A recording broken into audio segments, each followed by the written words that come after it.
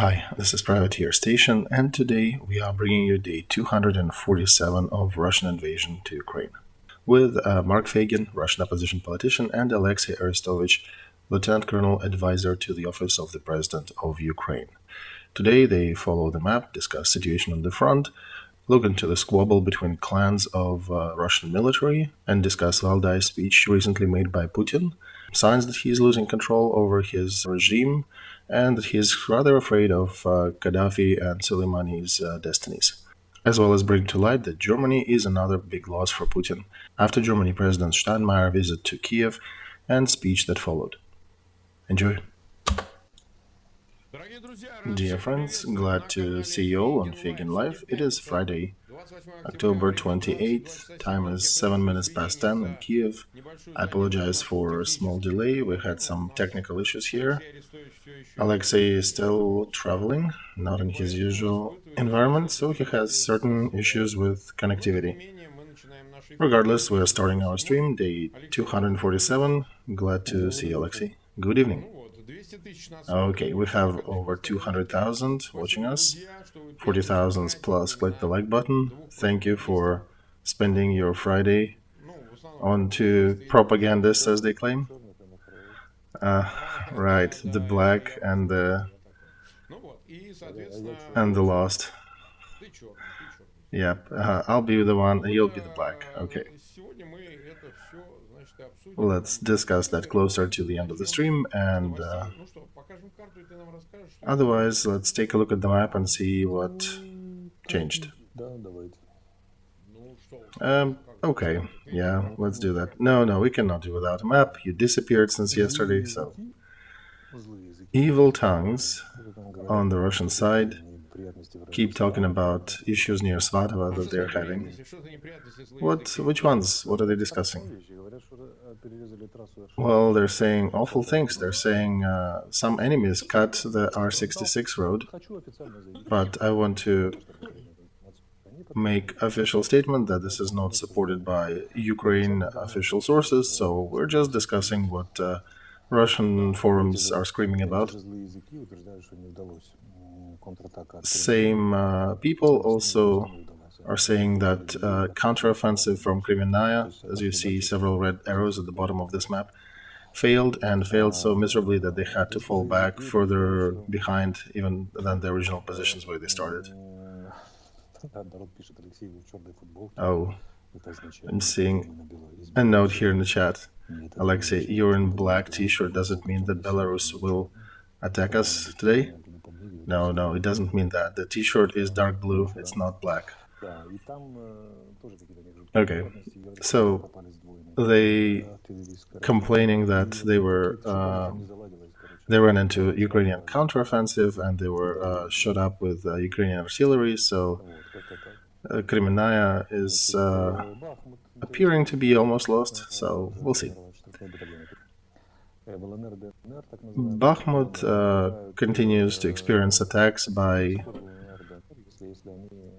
penalty battalions of DNR and LNR. I wonder why are we calling them these republics, because they are technically now part of Russia, as Russia considers.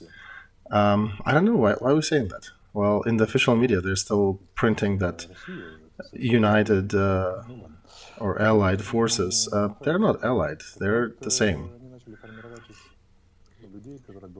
So now they have penalty battalions formed from people who are serving some kind of punishment for events and offenses done during this war. So they already have those penalty battalions on the front. They managed to organize that somehow. As a lawyer, I want to tell you, this is complete and utter lawlessness. But nobody thinks about that. People ask me questions, what about legal point of view? This is horrible. So that's the point of view for you. Near Avdiivka, they also trying to push a little.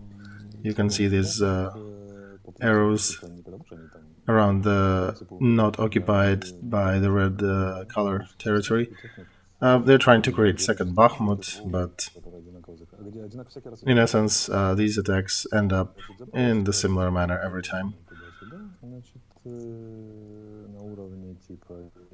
In Zaporozhye, there is still some minor activity, some shooting across the front line.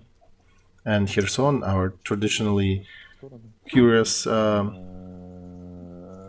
area of the front, they are trying to counter our offenses there, and also using artillery. But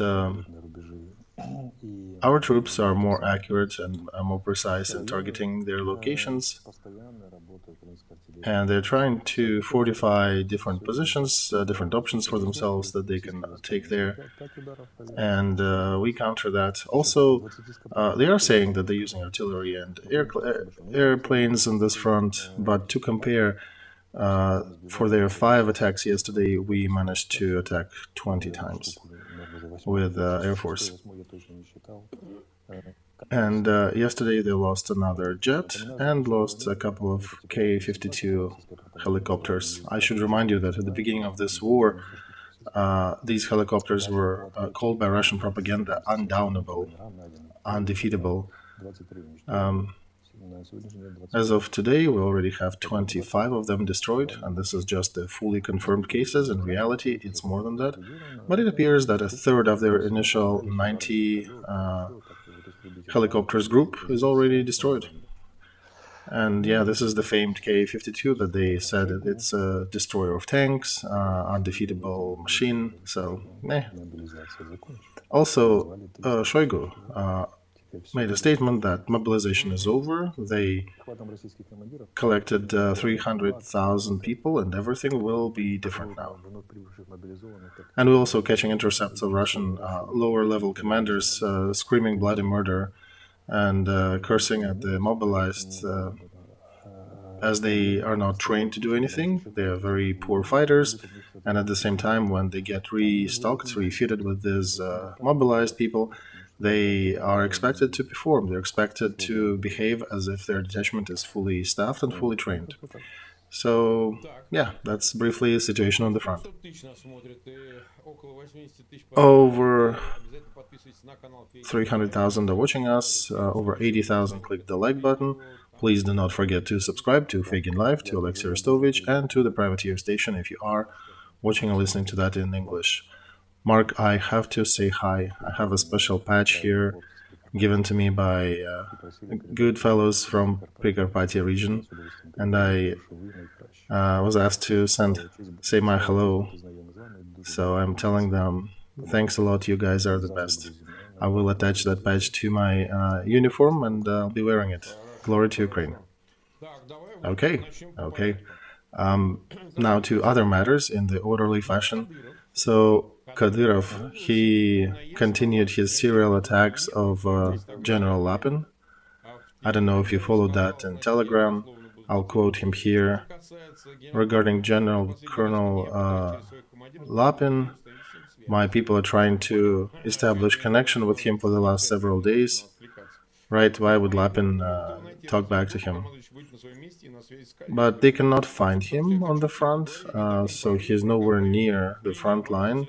And all we wanted to discuss the losses of territory near Yampol and Terentovskaya that Ukrainian Nazis, oh yeah, of course, because you're a Nazi too, Alexey, right, took back, and where was Lapin, and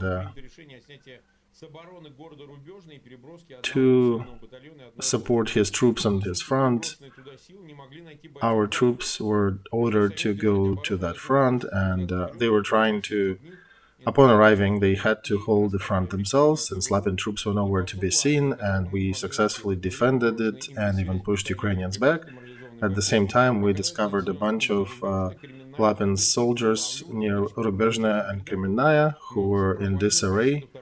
The front was almost destroyed up to the and fell back almost to the second line, and it was held only because of the successful deployment of troops on the second line to hold it preventively. So nobody is concerned why did Lysychansk get additional star for taking out Lysychansk where he never had been. Nobody is interested in where is he now. Nobody is interested why is he losing positions.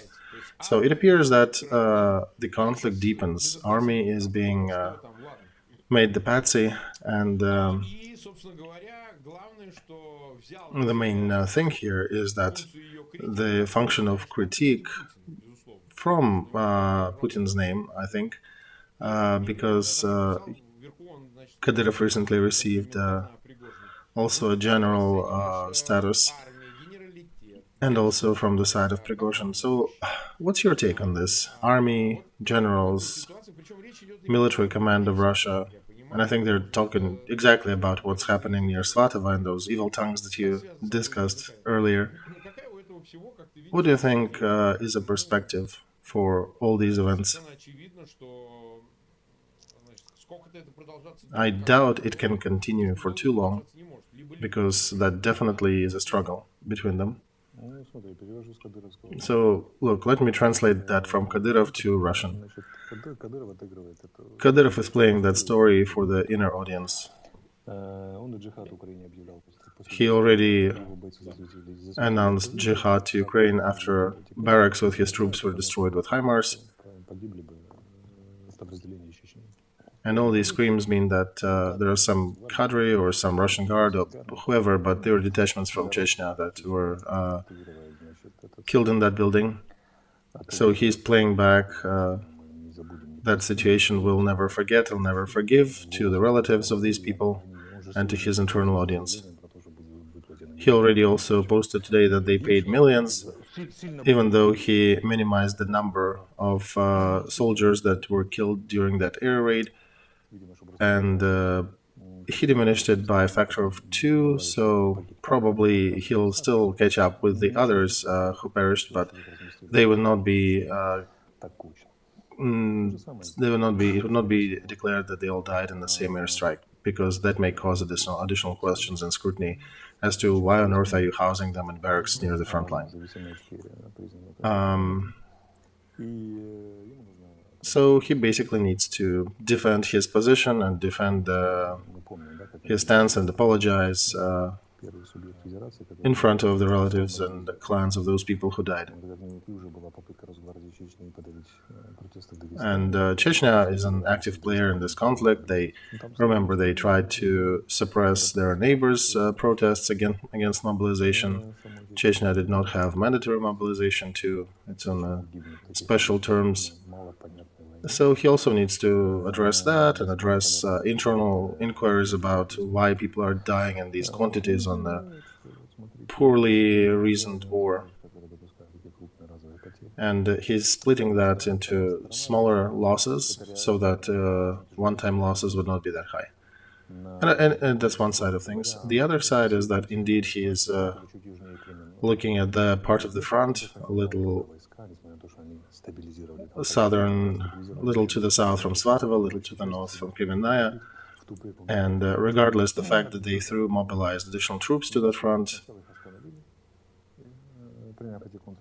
Ukraine military, first of all, called attempts for counterattacks from the Russian side, and then switched to continuous offensive on their own, and even took some settlements that Kadyrov noticed, and it brought him somewhere to the level of I need to respond to that somehow. And indeed, they're losing on that front. They're losing people, they're losing territory. So there may be some good news from that.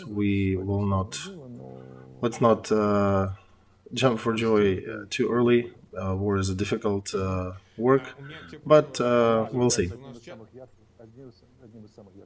This squabble and these continuous attacks and bickering between Russian commanders is one of the best signs that things are not going well for them.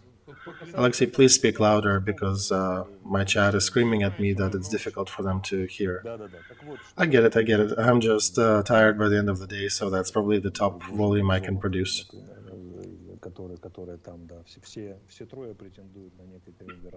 And one should not consider that these generals and these military commanders are not the triumvirate that can run the country after.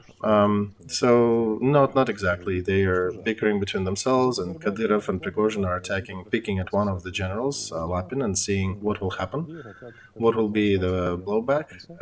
And one needs to understand Russian generals are not in the position of Lapin, all of them, because at the same time there is Surovikin, who is untouchable for Kadyrov and the others. So it's a curious bickering unfolding.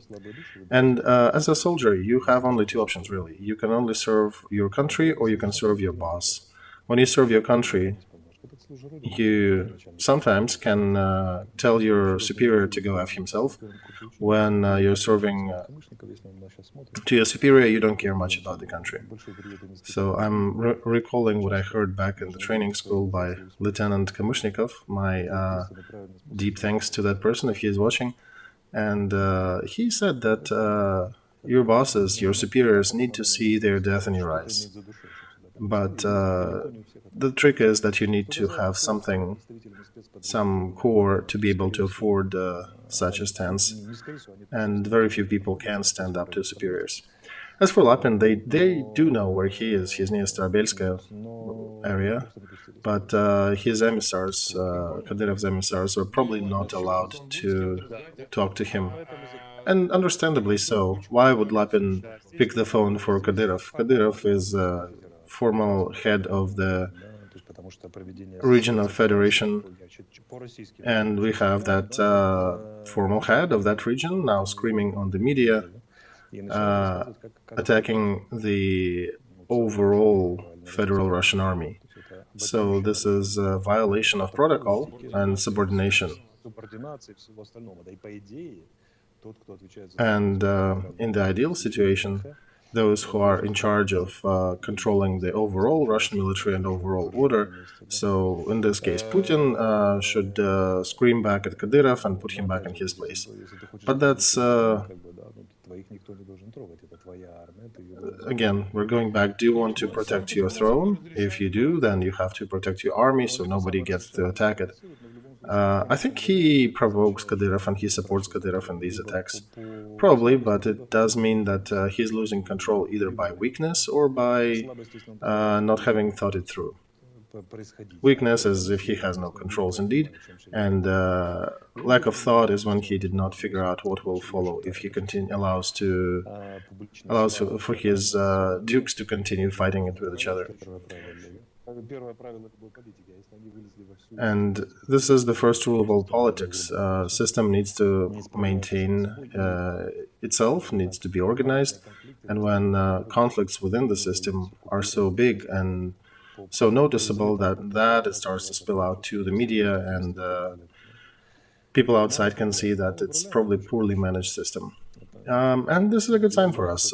Poorly managed Russia, that's a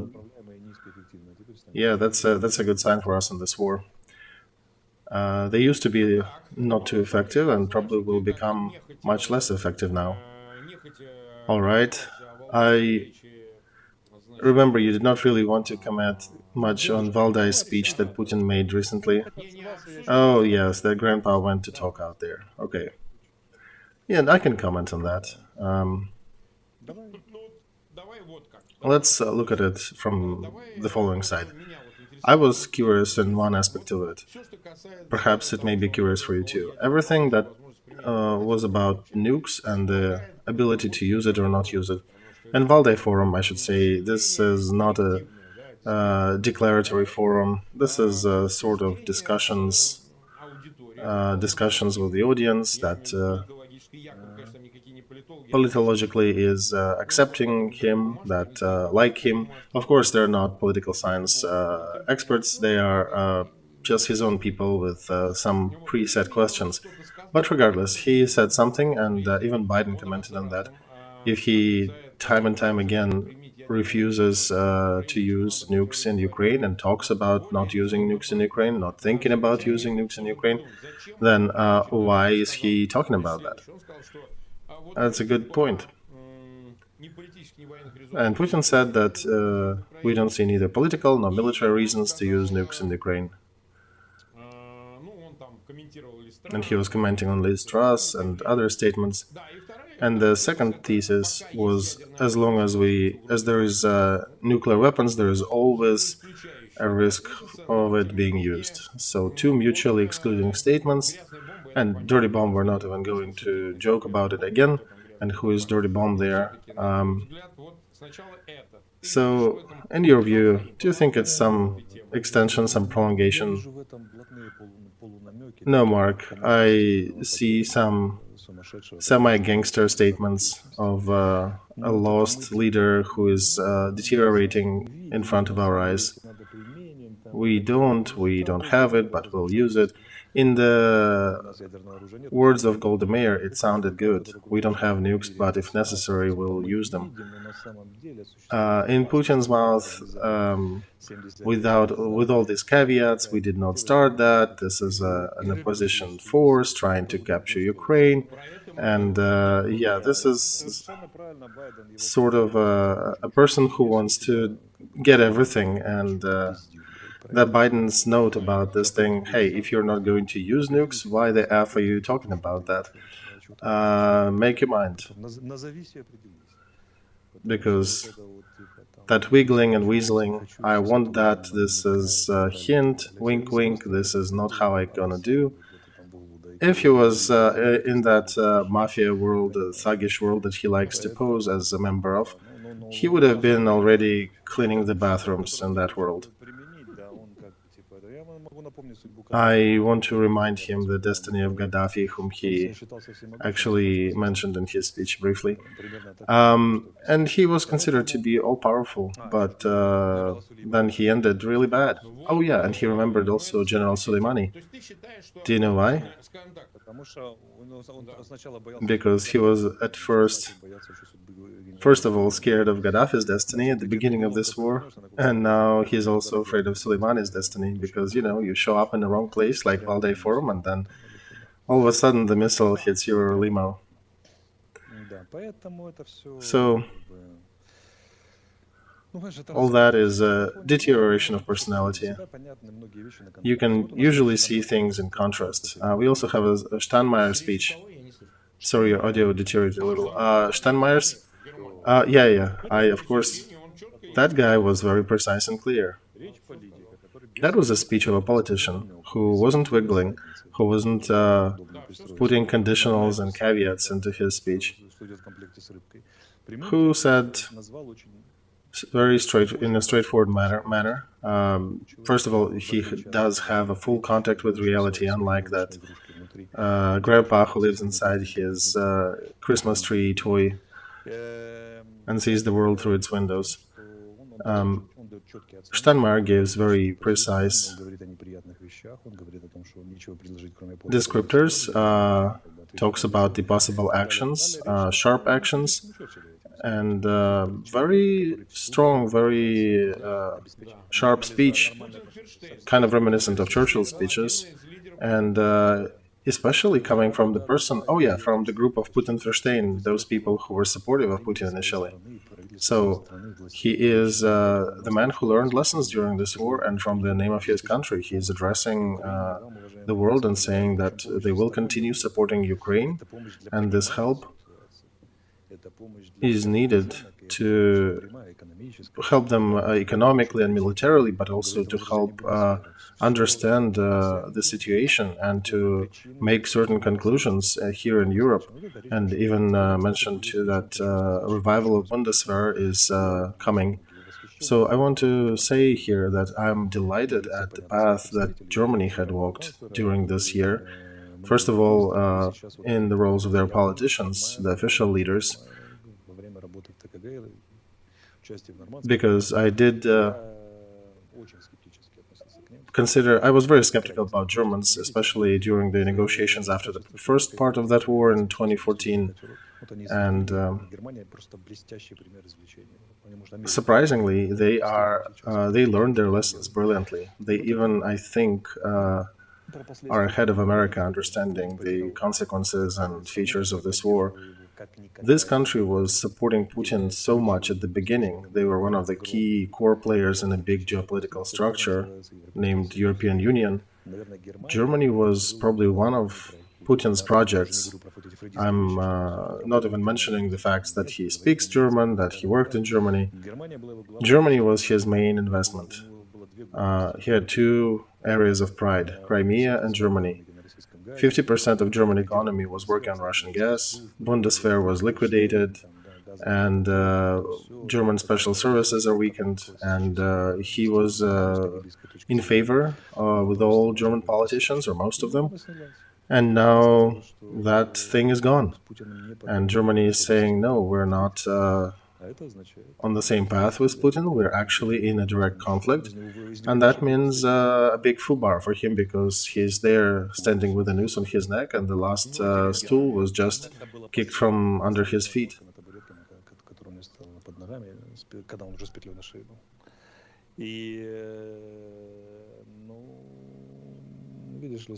So today's Russia was kicked out of Central Asia. It lost Caucasus area, and Chinese told them to go F yourself. Organization for Self-Defense also doesn't want to work with Putin anymore, his military creation. Germany now says, no, we're not working with that regime, and France is also somewhat gone. So now any document, any person can pretty much come, if we could come to Putin, take these documents about Germany being an ally and shove it down his throat as deep as it goes, because it was a very complimentary and friendly country for a while. And now he's hearing back about the revival of Bundeswehr to be able to resist and withstand attacks of Putin's regime without additional aid from the United States. So yeah, that's as far as they went playing with German establishment. And if you remember that they recently nationalized two big Gazprom companies in Germany, that's another good sign. So they also took his money. Now he cannot use his black wallets to buy German politicians. So during the day, we see two speeches. We see semi-deteriorating creature in Valdai, and then we see a speech by another politician who is older than Putin and who has enough strength to give difficult evaluations to himself, to his society, to his country. He actually gauged himself pretty strongly in strong words in that speech that he was wrong. He had different opinions about things before they unfolded. And these are one of the few examples when, people in the rank of president, prime minister address their issues. And what can a creature that is deteriorating over in Kremlin offer as a counterposition? Really nothing. Actually, I've listened to Steinmeier's speeches before. He had interesting political speeches earlier, and regardless of his earlier Putin Verstehen group or now being in opposition to the Putin's regime, he's actually a good fellow. Do you know that he, by the way, gave his kidney to his wife when she was sick? Yeah, and that probably trying to be good vector was the complex of historic guilt was something that Russia really capitalized on, Putin's regime capitalized on. Yeah, Germans, each nation has some certain values, and in Germany it appeared to be constitution of a special value and also a fear to repeat Hitler's situation in their history. Remember when some German bombers bombed Yugoslavia back when the conflict with Milosevic happened? There was so much scream in Europe in the opposite camp that German bombers are bombing cities again. And when so they had to think twice or thrice when they were participating in any conflict. They were very trying to be not front and center, trying to be gentle and very accurate and re-verify 20 ways before they attack anything. And frankly, they were experiencing that complex of guilt in front of Russia. Historically, if you look at that, they only occupied 6% of Russia back in the Second World War. Most of occupation fell into Ukraine and Baltic countries, so they shouldn't be too guilty for those 6%. But Anyway, regardless, they were back just a few years ago were afraid to not mention of great Russian culture, ballet, arts, and other achievements of Russia in every meeting, every big delegation they sent had to comment on that. And now we're back to the situation where Germany looks at things and says, well, we need to revive Bundeswehr. I believed in Germany, and I hoped that they will be eventually on the right side. I was hoping maybe for a couple of years, but look, just 8 months, and they're already made their conclusions, and damn right conclusions. Okay, we have we're at 30 minutes, and we have 400,000 people watching us, 100,000 plus click the like button. Please continue clicking that like thing and continue subscribing. Also, one interesting thing, those people in Ukraine who have power are watching us. These missile strikes, they do affect what people can do in Ukraine. Yeah, they do. So I have to mention that some of our viewers may not be able to watch us live, even though they might have wanted. I got some messages on Twitter and personal mail. People are saying that they do want to see us, but there is no electricity. So once again, your links, your shared links to your friends, they will help those who missed the stream when the light goes back. So please continue helping your compatriots in this. Another, probably last one on the Valdai speech. I'm calling this a butthole effect. He talks about butts, and after a rubber butt, he talks about a different butt. Now, this butt is a quacking butt. I'm not being salty here. I'm just quoting that great leader of a great nation. Can you comment on that? Oh yeah, I think it's anal fixation. Anal fixation, right? Yeah, I think so. So I was laughing at this anal man before, but you want to say that that's what he is? Yeah, I imagine him in the society of kind gentlemen, where after the words like that, he would probably get his ass handed to him, and then he'd probably, go do some very low-level work and activity, as they do in prison to people who go in a very wrong direction.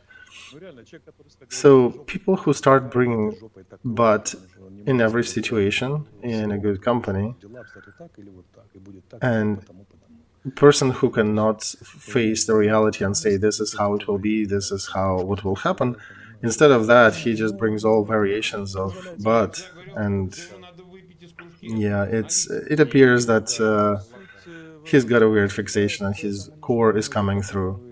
And that's why he needs these Kadyrovs and Prigozhins and Zolotovs, because they inspire him. For 2 or 3 days in their company, he gets stronger and he starts trying to play macho, but a few days later he will deteriorate again and get weaker and start bringing all these weird things about squawking butts, rubber butts, and that weird creature ran the country for 20 plus years. A big country with space programs, with ballet, with arts. You know, God's mills are slow, but they are working. They were back in the days when he was very popular in Ukraine. Remember early in the days when he said he'll fight with terrorists and all. But even then, we can probably say that he already exposed certain signs of anal fixation, so look at him now. By the way, he's not alone in that gang. I brought a picture to the screen from Russian NTV that commented on Nebenza, Russian representative in the United Nations, who was talking there about infected viral mosquitoes on the front. He talked about them at the United Nations. There are two options here, Mark. I think one thing is they're making more idiots of themselves. Oh yeah, that our boss loves idiots, let's be the best. Or perhaps they're just insane. Right, battle mosquitoes. We're facing coming winter. This is freaking idiotic, right? Mosquitoes in winter. And they're talking about that from United Nations Tribune. I cannot understand. How can they sit at the same table with these idiots in the nations? What price do they need to pay? What bonuses do you need to be paid in that United Nations to stay mum and continue being abused by these gangsters? Just like, get your strength together and kick them out, just like they kicked Soviet Union, a much stronger Soviet Union entity back from the League of Nations. And Pope and the others were offering to continue negotiate with Putin. With whom? With that magical creature that cannot say anything without repeating "but" 15 times in it? Well, when Arestovich and Fagin are cursing in a stream, that's one thing. Well, it's our vulgar style. Hang on. This is our stream. If we're in official places, of course, we use different verbs. Of course, yes. In the right forums, we pick the right style. Yeah, right, using Latin and all. And here in the evening, sort of the fireside chat. But yeah, that's leaders of the country. Putin, by the way, graduated from St. Petersburg University. It was Leningrad University back then, right? Yeah, he studied law there. This is one of the beacons of proper Russian and culture and all in the country. They're saying he didn't really study there. He was a sportsman. He was doing his judo. Yeah, and ended up being like in that little joking song, "Little birdie, where have you been?" At the fountain drinking water, vodka. Another addition to our subjects today, we talked briefly about Biden. There's another comment here about America.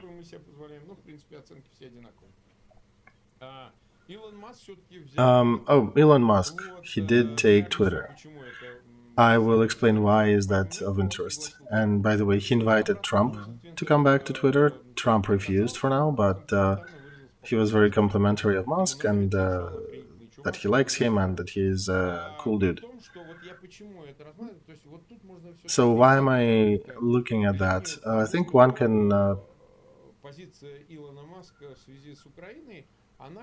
say that Elon Musk's position to support Ukraine, it is also in an interesting counterposition with his spirit to help Trump. Perhaps he likes Ukraine and he wants to help Ukraine, but recent attacks on go talk to Putin, and that is interesting. Do you want to comment on this? Because his pushes to continue and discuss, we've seen they've been futile. Do you think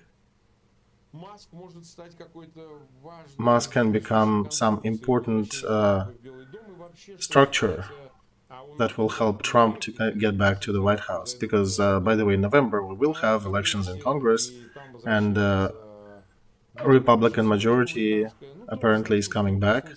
Of course, with different statements, different sides in it. In your view, will it be capable of refreshing help to Ukraine, or will it slow things down more? Because some armaments have not been received yet, like ATACMS, and others are being slow-walked. So with that duality, do you think support for Ukraine will not be flourishing under the coming political changes? And what mechanism of that not flourishing part do you see? In November on 24th, there'll be presidential elections. Oh, by 24 we'll wipe our feet of Putin's gang. Right, but that'll be election campaign and other things before it. Mark, wait, Lend-Lease was adopted as a program on purpose to avoid having to push everything through Senate and Congress. So that thing is still in work. That still works. Also, there is that proverbial deep state in states that is continuing to support the military side, and other people continuing to support the effort in Ukraine.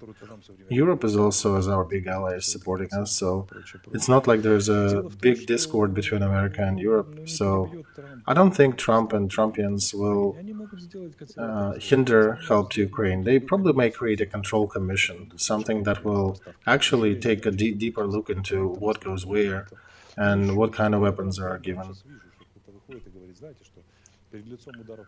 I almost now can see the future president of the United States, whoever it may be, saying that in the face of, in the face of Putin's hits on the civilian infrastructure and 4 million dead civilians and relocated tens of millions, that doesn't really fly in face of elections, in face of election campaigns. So if you pay attention to what they're saying that it needs to be reviewed, it needs to be audited, it needs to be done precise and accurate manner, and so that's internal agenda. I don't believe that states will cancel or shrink their help to Ukraine. And recently they actually adopted another 275 million package of help for us. I think the problem is a different one. I think that there's a group of very influential Americans who think that we're winning that war with Putin too fast. They were expecting that conflict to last longer. They had their strategic estimations that this conflict will go longer. And now they're starting to review these plans.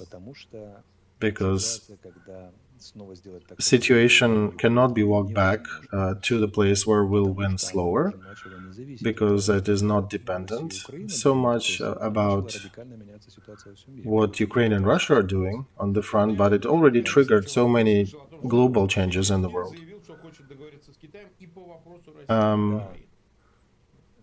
So, by the way, yeah, Xi Jinping mentioned that he wants to come to an agreement with America on all matters related to Russia. So, and then a question, how much do you think Putin's adventure in Ukraine determined his third-term re-election? These processes happening here, they do affect many different things in the world. In India, in China, in Europe, things are changing way faster. They had their own plans, strategic plans with budgets and milestones. Now they have to review that because, as we see some things, we cannot see the full map, but we can see some of the milestones that they need to accommodate. And you can see that there's a certain route of events that unfolds that they're not controlling anymore. And if they fail to face that, to confront that reality, they will have a lot of unintended consequences on their hands. People who are accustomed to being able to manage bigger global processes and affect the society and its motion in a global map, in a global theater, their plans are starting to adjust. So one can say that if Americans were holding the world as a puppet on 6 strings, in light of things happening on the war in Ukraine, there maybe have 3 strings left. And if you cut one of the strings in terms of supply to Ukraine, then we're facing a risk of having only 1 or 2 left. And then somebody else will pick them up. And remember what Hodges mentioned here, that Ukrainian troops will likely kick Russian army out of the borders of the country, at least to the February of last year, in the next couple months. I was very surprised. I'm not expecting that to be 2 months. I'm a bit more pessimistic, but that is his estimation. And he is an experienced general. He knows his stuff. So these 2 months, they kind of alerted me in a good way of thing. in a good way, in a good manner. Because me, as a person who analyzes things, they alerted me. I was thinking, what do they know that we don't know? And I wanted to actually clarify when he said that how many. So, if armor and ammo will be slowed down, the supplies will dwindle. How do you think we'll kick Russian troops from here? And how do we take Crimea next summer? So I'm thinking there probably will not be slowing of any supplies for this war. Okay, okay. So one last thing that we'll probably spend a little bit of time on: what is happening with Russian good agents, and it's probably mostly in relation to Ukrainian audience and some European audience about regarding Sobchak. So they withdrew the suspect status from her in economic crime. Yeah, Mark. Status changes. You can sit at the table at the desk with the investigator, and your status may change on the fly. Right, I understand. There is definitely a game being played there, and I heard she has Israeli citizenship, right? Yeah, she does. But all these Russian opposition are not real opposition people. Venedictus, I call him a hairy scrotum, but these are people who are trying to create new project because Guinea-Bissau was a failure, an attempt to get Ukraine to talk to Putin. So now there is another push to try to get cultural and other leaders to talk to Zelensky and convince him to sit down and talk with Putin. And many of them bring different things, like she played in the same theater with Zelensky, another guy was involved in prisoner exchange back in 2014. I actually had one of my defendants swapped as a result of that exchange. So they're trying to get this group now to explain to everybody that it's important for people to stop dying, that we can be that mission to help discuss negotiations and then maybe get to them. They got a task. They got a task to do that. That's a joint effort. Well, I want to save their effort. They will never find that Volodya Zelensky, whom they maybe remember from earlier days. There is a rather mean guy who lifts iron bells daily, and he commands his country very confidently. And he is also, by the way, one of the leading politicians in the world. Volodya Zelensky is gone. The guy in the office now, he's making sharp and heavy decisions on a go. And let's just imagine any other politician that could be here in Zelensky's shoes on the February 24th. I think in 3 days there would have been Minsk 3 or some other agreement, if it was not for him. So they're trying to appeal some mythical Volodya Zelensky who doesn't exist anymore. He's only in your pre-war dreams. You made a very serious man out of him with very serious sharp teeth. So forget that effort. Don't even start. Do you want some storytelling? I'm in the mood. I'm in a good mood today. When I was a young lieutenant and I had a trip to UK, I had a meeting between my classes with one gentleman, a guy who speaks good Ukrainian. I had a good meeting with him. How do you gauge his speaking capacities? I'm saying, yeah, he's a good speaker. He speaks well, and his name. A couple months later, I meet him in the elevator, and his name was Yuri Nikolaevich. And people are talking to him, and he speaks good Russian, Russian from Urals, a full impersonation. So he looks like a good, normal Russian man, nothing Ukrainian in him, like Vysotsky and all. So the guy who was such a shy taxi driver from Zhytomyr, he was a brilliant actor. That same guy was playing beautiful Russian, proper Russian, like, you know, the real language speaker with eating the endings and certain vowels and all. And I'm riding the elevator with him, with the eyes that big. And he looks at me, smiles, and says, "Alexey, just forget." Shook my hand and left. So why did I say that? Why did I bring it up? Just forget it. Just forget about that Zelensky. He's gone. All right, we have almost 450,000 watching us, 160,000 click the like button. Please continue sharing links to that stream in your social media, and I understand in Russia it is censored, but you can still use messengers to send it to your friends, and subscribe to Fagin Live, to Alexey Arestovich, and to the Privateer Station if you are listening to that or watching it in English. A last question that I'm often being asked: what are your plans tomorrow? Everything's good? Will you be in some usual location tomorrow? No, I'm not sure where I'll be, but we need to continue our streams.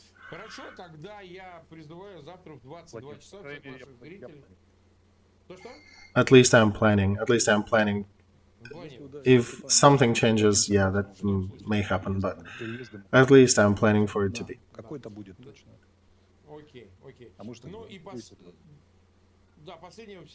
Yeah, I see. I'm sorry for interrupting each other during the stream. Again, sorry guys, you see it from one side. We have a little delay here, and Konstantin, my aide, is helping us to marry technically. Yeah, that's the thing. It's a difficulty. There is a delay. You only see the pretty picture. We actually have to navigate through these technical details.